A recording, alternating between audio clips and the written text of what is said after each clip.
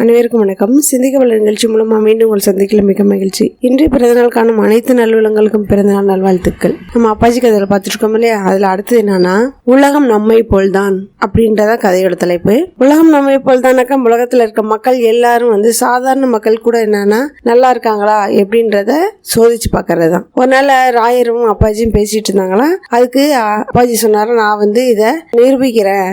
சாதாரண மக்கள் நல்லா இருந்தா நல்லா இருக்காங்கன்னு சொல்லுவாங்க, எல்லாரும் நல்லா இருக்காங்கன்னு சொல்லுவாங்க. அப்படி இல்லைன்னா எல்லாருமே நல்லா இல்ல அப்படின்ற மாதிரி தான் சொல்லுவாங்க. இந்த கருத்து சாதாரண மக்கள்கிட்ட, அடித்தட்டு மக்கள்கிட்ட நிலவிட்டு இருக்கு அப்படின்னு சொன்னாங்களாம். நீ எப்படி சொல்ற அப்படின்னு ஒரு நாள் முகசவரம் செய்யற ஒரு தொழிலாளியை கூப்பிட்டு ராயர் என்ன பண்ணாராம், தனக்கு முகசவரம் செய்ய சொன்னாராம். அந்த நேரம் அவருடைய சவர பெட்டியில ஒரு எலுமிச்சங்க அளவு தங்கம் இருந்துதான். தங்கம் இருந்தோன்னா இவர் என்ன பண்ணிருக்காரு, பேசி கொடுத்திருக்கிறாரு. சவர தொழிலாளியே உலகத்துல இருக்க மக்கள் எப்படி இருக்காங்க அப்படின்னு, என்ன போல சாதாரண மக்கள் எல்லார்ட்டையுமே கூட எலுமிச்சங்க அளவுக்கு தங்கம் இருக்கு, அதனால நானே இப்படி இருக்கேன்னு போது எல்லாருமே நல்லா இருப்பாங்க அப்படின்னு சொன்னாராம். சரின்னு என்ன பண்ணாரு, ராயர் அவரை கூப்பிட்டு அவரை சவரம் செஞ்சதுக்கான கூலியை கொடுக்கறதுக்காக உள்ளார கூப்பிட்டாங்களாம். கூப்பிட்டு பணத்தை கொடுத்துட்டு இருக்க நேரத்துல அப்பாஜி என்ன பண்ணிட்டாரு, அவருடைய சவரப்பெட்டியில இருந்த அந்த எலுமிச்சங்க அளவு இருந்த தங்கத்தை மறைச்சு வச்சுட்டாராம். மறைச்சு வச்சோன்னே அவரும் என்ன பண்ணிட்டாரு, இருக்குன்னு நினைச்சிட்டு போயிட்டாரு.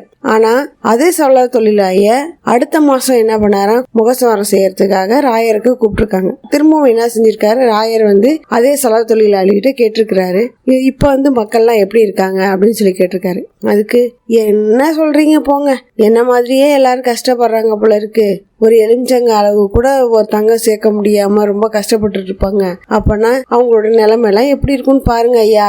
நான் ஏதோ தொழில செஞ்சு ஏதோ பொழைச்சிக்கிட்டு இருக்கேன், தொழிலே இல்லாதவங்க என்ன பண்ணுவாங்க, சாப்பாடுக்கு கூட கஷ்டப்படுவாங்க போல இருக்கு அப்படின்னு சொல்லி புலம்புனாராம். அதை பார்த்துட்டு ராயர்ட்ட அப்பாஜி சொல்லியிருக்காரு, நான் சொன்னேன்ல, இந்த மாதிரி அவன்கிட்ட பொருள் இருந்தாக்கா அவன் என்ன சொல்லுவான், நல்லா இருக்காங்கன்னு சொல்லுவான். ஆனா அவன்கிட்ட அதே அளவு பொருள் இல்ல அப்படின்னாக்கா அதே வாய் என்ன சொல்லும், இதே மாதிரி நல்லா இல்லைன்னு தான் சொல்லும். அதே மாதிரி சாதாரண மக்கள் எல்லாருமே நம்ம போலதான், அதாவது நல்லா இருந்தா நல்லா இருக்காங்கன்னு சொல்லுவாங்க, நல்லா இல்லைன்னா நல்லா இல்லைன்னு தான் சொல்லுவாங்க அப்படின்றத இந்த சோதனையில இருந்து நம்ம இதுதான் தெரிஞ்சுக்கிறோம் அப்படின்னு சொன்னோன்னு, சரின்னு அந்த செலவு தொழிலாளிய உண்மையை சொன்னதுக்காக அவன் அந்த பொருளை இழந்ததுனாலதான் அந்த வார்த்தை அவன்கிட்ட இருந்து வந்திருக்கு, அதனால அந்த பொருளை நம்ம அவன்கிட்ட திருப்பி கொடுத்துருவோம், அந்த ஆளுக்கே தெரியாம நம்ம எடுத்துட்டோம், அது தப்பு தானே, அவர் ஒரு மனசு வருத்தப்படுற மாதிரி வாழ்க்கை வாழ்ந்துட்டு இருக்காரு, அதனால அந்த மாதிரி செய்யக்கூடாதுன்றதுனால நம்ம அந்த பொருளை அவன்கிட்ட திருப்பி கொடுத்துருவோம்னு சொல்லி என்ன பண்ணாங்களாம், ராயரும் அப்பாச்சியும் சேர்ந்து